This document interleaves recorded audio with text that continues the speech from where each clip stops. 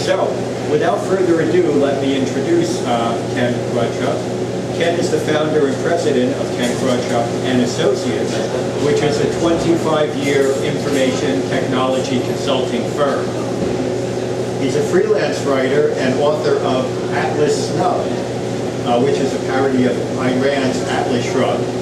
And he's also served as a guest columnist for the Philadelphia Inquirer newspaper.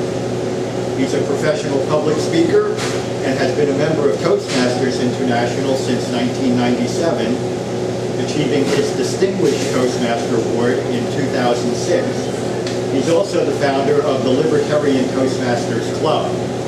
He's been a registered libertarian since 1993. He's run twice as the Libertarian candidate for governor of Pennsylvania, Libertarian candidate for state representative, Libertarian candidate for Abington Township Commissioner, Libertarian candidate for Pennsylvania's 2nd Congressional District, and sought the Libertarian nomination for Vice President of the United States. He's been the Eastern Vice Chair of the Libertarian Party in Pennsylvania, on the Legal Action Committee as the Chair, State Party Chair, Chair of the State Party's Judiciary Committee, and Secretary of the Montgomery County Libertarian Party. So I think you're in for a real treat because he has some real on-the-ground experience to share with everyone. So please, everyone, welcome Ken Krawchuk. Thank you. Thank you, Jim, for that long introduction. Maybe I should do a little bit less in the party, I don't know. But first of all, I'd like to thank the New Jersey Libertarian Party for inviting me here today. It's great to be out here, great to get to practice, great to practice my public speaking. We're going to be talking about a couple different things, as Jim was pointing out. First thing we're going to start off with is just the nuts and bolts of how to run a campaign. These are things that come directly out of my own experience, not only as a candidate myself, but also as chair of the party and watching other people doing their races. So, start off at the top. We're going to look at types of candidates, campaign organization, campaigning itself, and some personal issues that you really better keep in mind. Trust me on that one. So let's start off with the types of candidates. What kind of candidate are you? I see basically 3 kinds of candidates. First one is the paper candidate. Paper candidate, all they are is a presence on the ballot. They fill out enough paperwork, get enough signatures to get their name on the ballot, and then do nothing else. The goal of the paper candidate is just to have a presence on the ballot, because a lot of people don't pay attention to politics until you get to that election day, and they see a name there. Now, I've heard arguments pro and con about paper candidates. Some people don't like them because they don't do anything. Other people are like, well, no, it's good because we got a presence on the ballot. Up to you whether or not you want to do it. I'm not going to express an opinion. Next up is your normal candidate. The normal candidate does everything a paper candidate does, but a little bit more. They'll respond to media requests. They may have their own flyers, a couple volunteers, maybe do a little bit of fundraising, but primarily the regular candidate is going to be funding things out of their own pocket. Not much to a regular candidate. Time-wise, they may do evenings and weekends, not much more. Now, the third kind of candidate, this is the real gung-ho kind of person. He's the one who does everything. He's got a solid campaign organization. He does fundraising. Takes 6 months or a year or 2 off of work to do whatever needs to be done. Serious fundraising. This guy is out to win. This is the best kind of candidate we can have, obviously. In 2002, when I ran for governor of Pennsylvania, that's what I did. I saved up for years, saved up the money to be able to do a 9-month jump with no income. So from March all the way to November, full time I was out there campaigning. Best way to do it. So, gotta be the most fun. If you're thinking of running, figure out in advance what kind of candidate you want to be. Of course, you can always upgrade. You can start off as a paper candidate. My first race in '94, I was going to be a paper candidate until I started to play around with it. I got it in my blood, and I just stepped up the line. Didn't go all the way my first race. It took me a couple of years before I got that far. So there are the 3 kinds of candidates: paper, regular, and the super duper guy. Up to you to choose what you want to be. Now, once you decide you need a campaign organization. You gotta have something out there. Now, there's a lot of things you can do. Let me just hit some of the basics, because I can talk all day about campaign organization. Number one thing, you've got to have a website, some kind of web presence. Facebook at a minimum, a real website would be even better. All the other things, Twitter, Instagram, there are just so many things. Short YouTube videos, they're pretty good. They keep them short, a minute long, maybe on one particular chunk of information or not. That's the kind of stuff that's good. You have to be out there. And I'm sure you're going to come up with something nobody's ever done before. Go for it. This is an online community. The younger people are all out there. A lot of the older folk are getting out there. Can't ignore it. Make sure you have a solid web presence. One of the most important web presences, of course, after the website, is you need email lists. Now, I know a lot of people are on Facebook. There's a lot of people who are not on Facebook. I know that I'm not. Somebody else as well, and that's the media. The first list you want to make up, your email list, is a media list, so you can send out your press releases. My personal one that I've been using for years now has over 1,000 press contacts on it. Anytime I talk to a reporter, give me a card. I go home, I add it to my list. It just keeps growing and growing and growing. It's a real valuable asset. Another one is an updates list. And this is just where you put out standard updates. Anything you throw out into Facebook, put it out on your updates list and send it out as an email blast. Use MailChimp or do it manually, whatever you like. But this is for the people who are not yet on Facebook or Twitter or anything like that. I'm not a Facebook guy. I'm not a Twitter. I don't do these kinds of things. I'm the target audience for your update list. Another email list would be a volunteers list. Now, when I'm talking about email lists, I'm thinking Yahoo groups, Google groups, any kind of a joint thing where it blasts out to everybody. But the volunteer list is different because you're going to want volunteer cross-communication. So when you set up the security settings for that, all your volunteers can talk to each other. It's the best thing you can possibly do is get your volunteers talking to each other. Because that way they say, hey, I can do this. Hey, I'll help you out. Somebody says, hey, yeah, I got a sound system. I can bring that in. And it's great when you get that synergy among your volunteers on the volunteer list. So you want to make sure you have some kind of an email medium which is going to allow them to cross-communicate. One that I found personally to be the most rewarding list, I have an advisors list. There's maybe 10 people on it, and these are people I trust completely, because you have to be. These are the people I'll float new ideas, saying, hey, do you think I should go to that marijuana smoking and smoke a joint? Someone says, oh no, don't do that. And I'll say, yeah, it's a good idea. And we have them arguing it back and forth. It's the sort of stuff that never sees the light of day. An advisor list is very, very important. I'll send out press releases, we'll argue what's supposed to be in a press release. These are people who are not afraid to disagree with you. One of the more important things. Another list, I've used it and I'm mixed on this, and that's a supporters list. People who have already said they're going to vote for you. And that's good because it gives them a place they can hang out. They can talk to each other and say, oh yeah, we're going to vote for Ken, but I'm not too sure about that. It's up to you. And as I mentioned, some kind of group. Google groups are great, Yahoo groups are great, although Yahoo's got security problems, up to you. You just got the idea. One other thing I use is something called freeconferencecall.com. Guess what they provide? Free conference call. You can get up to 70-some people on one conference call. No cost. You can record it. You can share your desktop. It's a dynamite resource. I've had mine for, geez, it's got to be 10, 15 years now.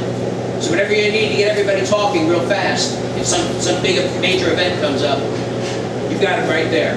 And it is free.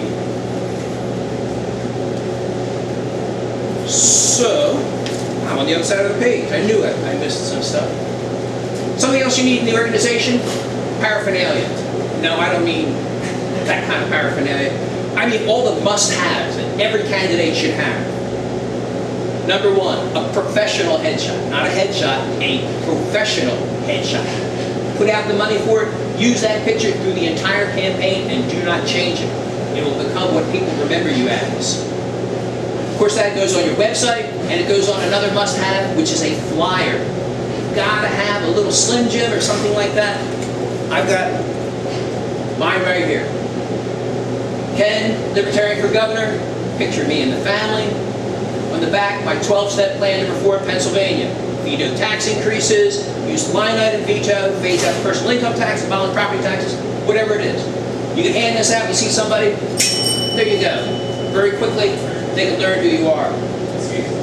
On the bottom, it's got my email, it's got my website, it's got a QR code so people can zoom in with the camera. Very important to have, and a phone number. That's another free thing I didn't mention. Google phone. Who has a Google phone number? They're free. And you can have it forwarded to your cell phone. If my cell phone goes off, I look, I say, this is coming from the campaign. So the campaign number, mine is 224 Krawchuk. How about that? You can really get a nice vanity number. And of course, it's listed on here too. So you gotta have professional headshot, you gotta have, my headshot's on the back. You gotta have the flyer. You also have to have position papers. All the positions that you may want to have a position on, whether it's abortion, taxes, parking, environment, schools, everything. You should have nice short position paper, something that can fit on one side of a piece of paper. Of course, that'll be out on your website. When somebody sends you an email saying, what's your position on abortion? Well, there it is. You just shoot it off to them. So they're the must-haves. Position paper, flyer, the headshot. There are also a lot of nice-to-haves. Nice thing to have, buttons. Ken for governor. Another nice to have, yard signs, bumper stickers. Now I call these nice to have instead of must have because the nice to have, the only people who use these are the people who are already supporting you. You don't have to convince them. They already like you. But the other ones, these are the must haves because these are the ones you're giving to people who are not supporting you. So they have to see your position papers, they have to see your flyer, and they got to love you for what your headshot looks like. So the must-haves are for public, nice-to-haves are for the supporters. Now I should mention, I have with me everything I'm saying today, the notes of my speech, I have it set up as a handout. So I'll be handing this out after we're all done here today. That way you don't have to take detailed notes, but if there's something you want to just remember yourself, by all means, go ahead and write it down. But I'll be supplying you with these. Also, I'll be throwing the video. I'm taking the video of this. This will be going out on YouTube within the next couple of days. All right, enough paraphernalia. Let's go to the important part. People. There are several people that are absolutely necessary to make for a successful campaign. And the number one person, absolutely number one, is a campaign manager. When you start your campaign, typically it's just you. You're the only one there. But that campaign manager, that person becomes your right hand and your left hand and both of your feet.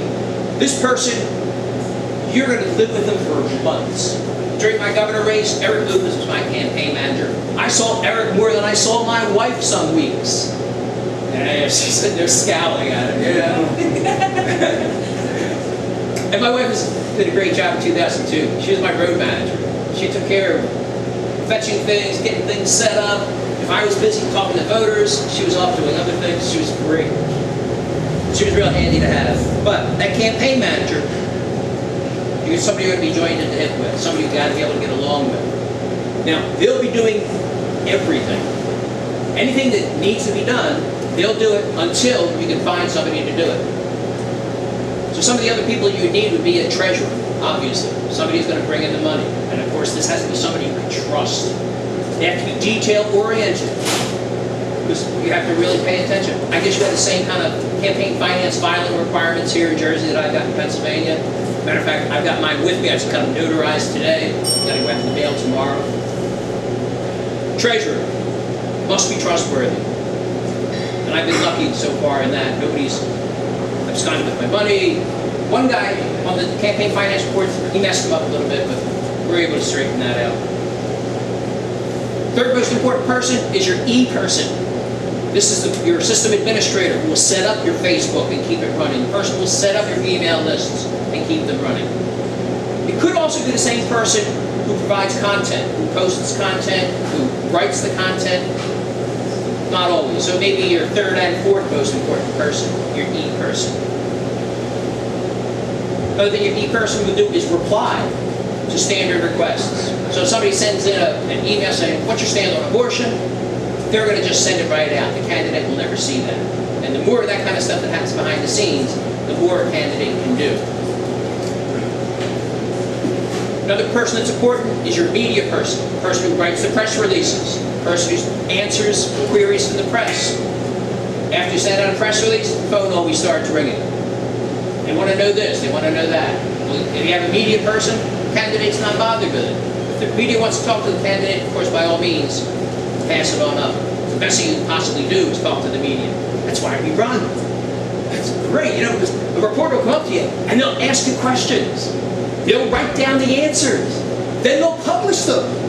These guys can be your best friends. You just got to treat them nicely. Another important person is a graphic artist. Somebody who can design your website, design your flyers. Me, I was my own graphic artist.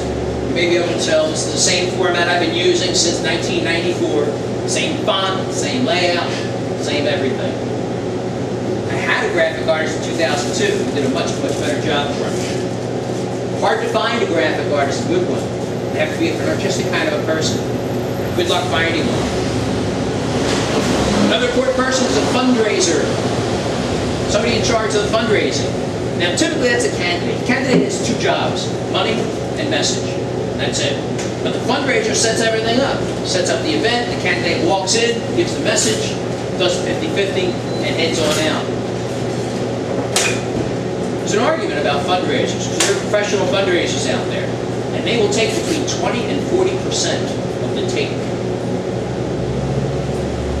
Now, I have my own opinions on it, but I'll just leave it up to you to decide for yourself. Because if you raise money yourself, maybe you'll raise $10,000.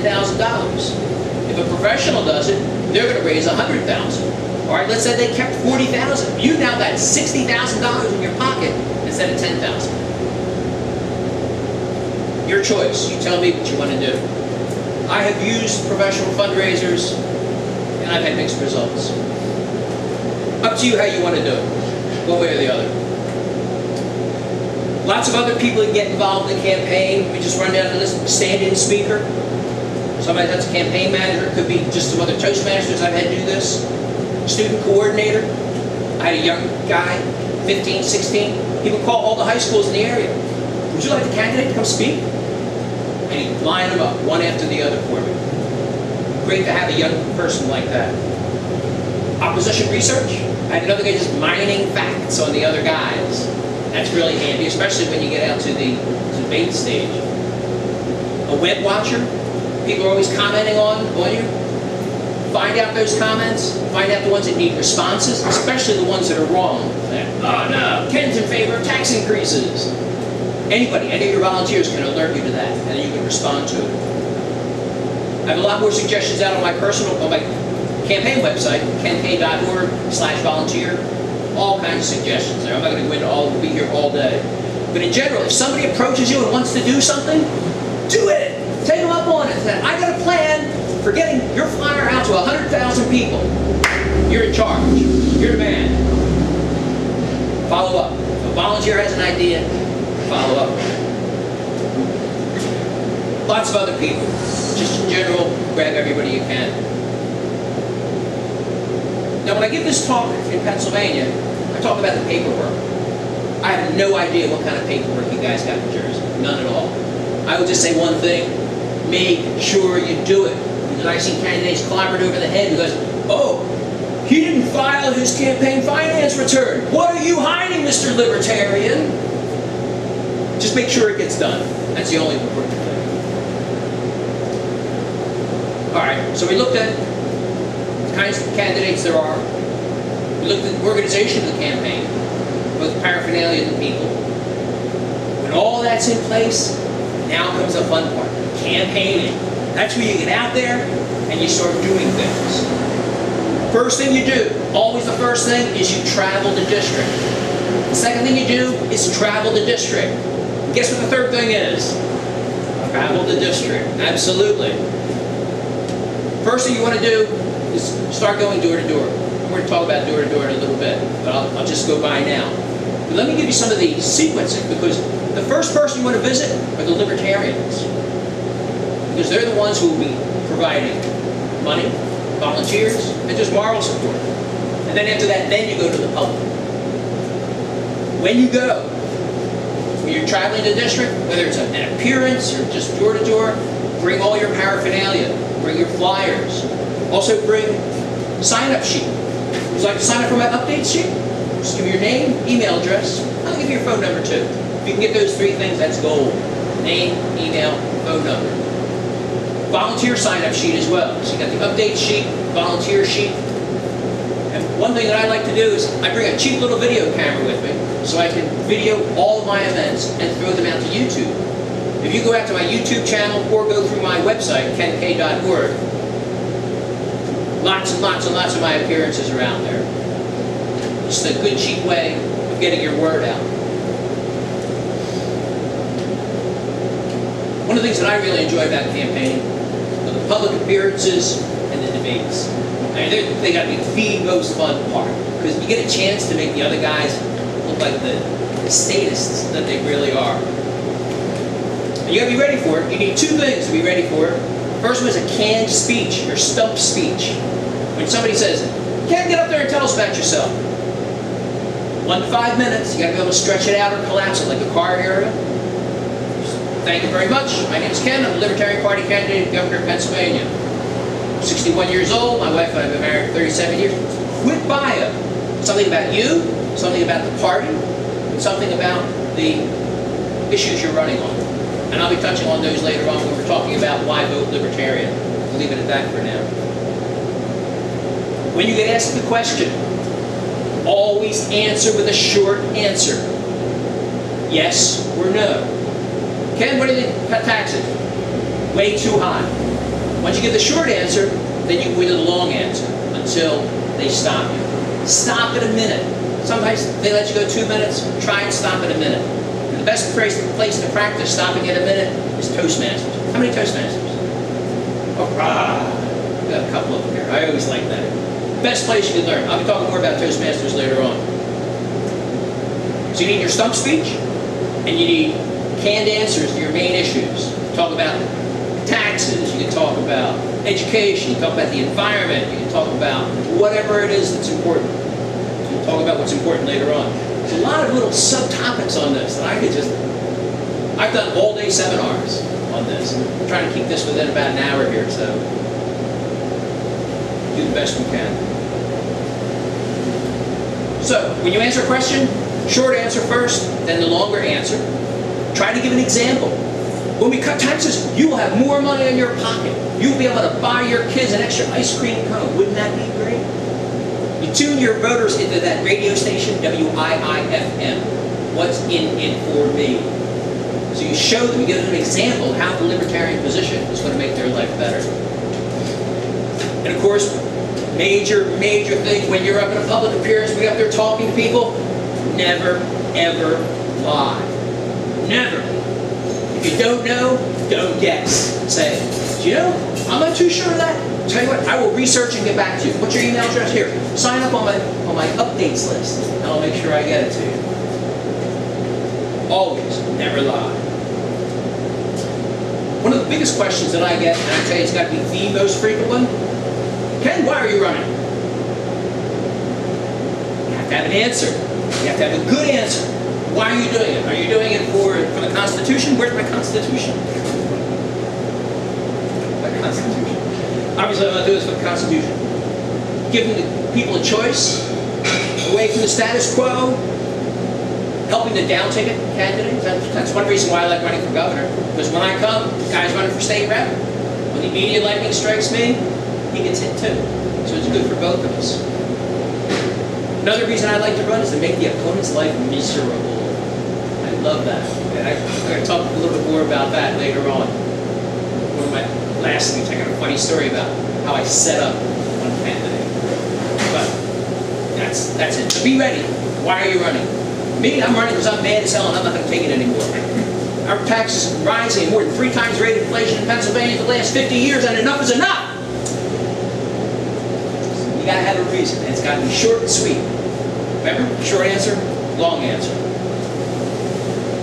The next biggest question I get is, well, why bother, Ken? You're not gonna win. Whoa, whoa, I can win. Let me tell you how. Let me talk about the governor race, because this is the one I'm in the middle of right now. There are 8 million registered voters in Pennsylvania. We're expecting a turnout of roughly 30–35%. That means only about 3 million people are going to vote, fewer than 3 million people. In a competitive three-way race, all it would take for me to win is to attract the vote of 1 out of 8 voting-age Pennsylvanians. 1 out of 8 is all it takes. So if you're in a room and there's 16 people there, and 14 of them are laughing at you, and 2 of them are going, that's all it takes. 1 out of 8 is all it takes. So the next time someone says you're not going to win, quote that. And I'm sure you've got similar numbers here in New Jersey. You don't need that many people. Actually, the number comes out to closer to 1 in 9, but 1 in 8 sounds better because it rhymes. And you want to sound good. Now, when you're making up your issues, you got to have 3 issues. 3 big issues. You can't have 2, you can't have 4, 5 is right out, as Monty Python would say. 3 issues. Number 1 issue, we're libertarians. Number 1 issue is taxes. Because when you go into that voting booth and close that curtain, you're not a Democrat. You're not a Republican. You're a taxpayer. And who can hold the line better on taxes than a libertarian? Short and sweet. Second issue, second most important issue, I couldn't possibly tell you. It depends upon your office. What's going on? In Pennsylvania, number 2 issue, it's fracking. Trust me, it's fracking. You gotta know. In Jersey, it's gonna be something else. And I'll tell you later on how you find out what that hot button issue is. One of the best ways, of course, is door to door, but we'll save that for later. Now, we libertarians, we always think we know what the issues are. They're our issues. What are the voters' issues? You want to know what they're going to elect you on, and you've got to find out what that is. What do the voters want? And again, I'm talking Pennsylvania here, but I bet Jersey's got the same thing. You must have a strong position on the abortion question. And you must be ready to stand up and defend it. Because if you're wishy-washy on it, you will alienate both sides. Now me, I have a great solution. I have a solution to the abortion crisis. You can check out my website, kenk.org/abortion. When people say, are you pro-life or pro-choice? I smile and I say, yes. Because there is a way that we can save more babies and preserve a woman's right to choose at the same time. Check out my website, kenk.org/abortion. But you gotta have that. Most important, at least in Pennsylvania, it's important. When you're out there campaigning, never, ever, ever go negative on your opposition. Never say, this slime ball, do you know what he... No. You come back, do you believe what he voted for? He voted himself a pay increase. That's okay, because you're attacking the position, not the person. If you attack the person, there are a lot of nice, sweet old ladies out there that go, oh, listen to that nasty man. Attack the position. He raised taxes. He stole an old lady's property of eminent domain. We shouldn't be stealing all... Who thinks we should steal old ladies' properties? You just put them in a box. Use the positions to put them in a box. And the best positions to use them are the ones that Democrats or Republicans disagree with us on. In 2002, it was the war on drugs. That's changed, unfortunately. Okay. I already mentioned you mine the internet for facts about your opposition. Always a nice thing to have. And you don't necessarily want to alienate your opposition. When I ran in 2002, I ran against Ed Rendell for governor. Ed actually helped my campaign. He did things by coming up to bat in situations where they wouldn't let me into the debates. There's also something he did for me that I don't say on camera. After I turn off the camera, maybe we'll talk about that. All right, enough about the campaign. I talk about campaigning all night. Let me just hit the 4th piece, most important piece, and that's personal issues. Campaigning will eat up your entire life if you let it. And that happened, I can't remember his name. He was your U.S. Senate candidate here about 10 years ago, 12 years ago. Mark. Yep. Mark. The whole campaign swallowed him, swallowed his life, swallowed his family savings. And eventually, when he didn't win, it swallowed his self-pride too. Be careful how much you go into this. Set time aside for yourself. During my first race, it was happening to me. I promised my wife and my family, every Friday, I don't care what's going on, every Friday belongs to the family. Because I have seen too many libertarian divorces. Right? You're out again? On a campaign trail? Keep things in focus. Another personal issue is just learning how to handle it all. How to stand up here in front of a crowd. I stood on national television in debates. I stood in front of audiences of thousands. I used to get asthma attacks when I did that. What saved me is Toastmasters. I highly recommend Toastmasters. It turned me from a quiet guy into a statewide candidate seeking all these high offices. There's clubs all over the world. If you mention you're in the Jersey area, mention my name, they'll say, oh, you know Ken. Oh. None of y'all knew me well. There's also a place where you can gain volunteers. I had petitioners out came from Toastmasters, not libertarians. Toastmasters helped me out. I should stop there. I can see I've gone a little longer on this than I wanted to. So let me stop right there. There's a lot more I can say. Obviously, I've already said a lot. But just remember, pick your type of candidate. Let your pieces of paper blow on the floor. Watch your organization. Get your people. Have fun campaigning. And do not ruin your life doing it. All right, I'll pause there for any questions about campaign organization. Yes? How do you, one thing I have a problem with is getting volunteers, getting a campaign manager, getting a treasurer. Do you have to pay for that, or how do you get those people? The best way to get the volunteers is one-on-one. Don't send an email blast. I've seen people, they said, oh, I sent out an email to 1,000 people and nobody replied. Of course nobody replied. They don't. There's a guy, I love him. My first race, Jorge Amador from Bucks County in Pennsylvania. He taught me a basic fact. I asked him the same question. I was running for state rep. I needed 30 volunteers to get me signatures according to my plan. I said, where am I going to find 30 volunteers? He said, the only way to get them is to walk up to them, look them in the eye and say, would you please help? He says, 9 times out of 10, they will not refuse. I said, are you sure, Jorge? He says, I'm positive. And I stopped and I looked him in the eye and says, Jorge, I need help on primary day. He looked at me and did the same thing. He just started laughing. He goes, you son of a... He shook my hand. He says, you've got to volunteer. That's how it starts. Then you also notice how some people shine in some areas. You know some guy who's a geek.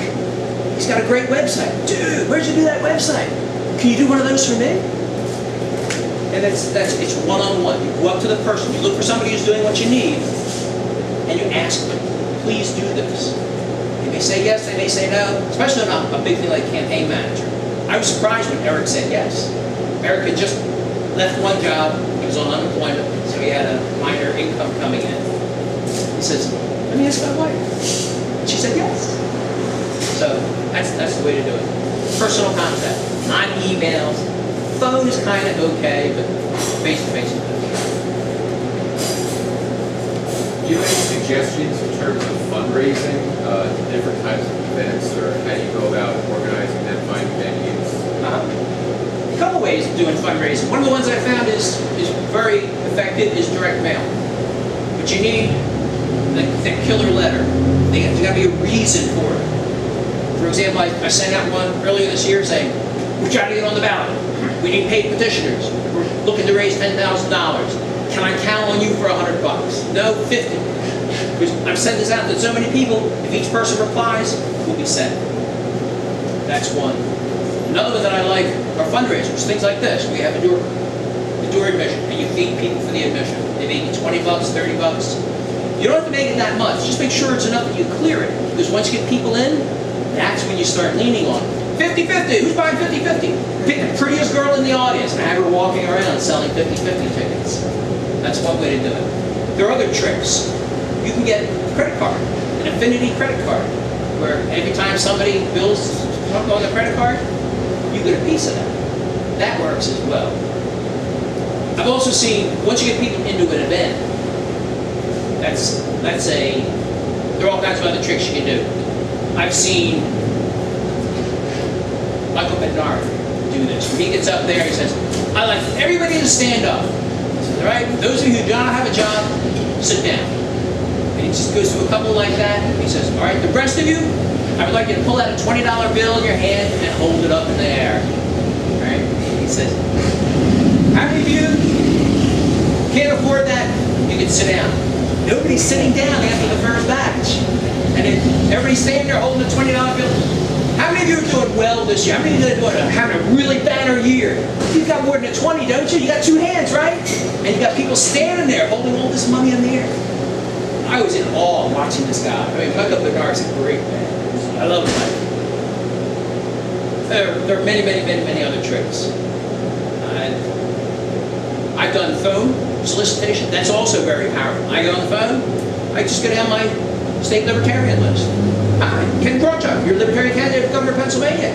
Hey, listen, I just want to let you know real quick about the campaign. We're doing great. We're collecting signatures, but you know we're a little bit short right now. We're trying to get a little further. Can I count on you for a small contribution? I'll send you a donation envelope. Or tell you what, give me your credit card number now, and I'll just keep it right on PayPal. Personal. The personal touch is always the best. And then direct mail, like I said, that works very well too. And I can talk a long time about fundraising as well. There's a lot of things. Any other questions? All right. And remember, the goal of the campaign is to have fun. If it's not fun, I don't do it. I love the debates, and I'll talk about that later. All right. That concludes the first piece on campaign organization. I've used it myself statewide several times. It's been very successful for me. It's got me on national debates. Work, yes. We're going to take a break. We're just going to go right into the next piece.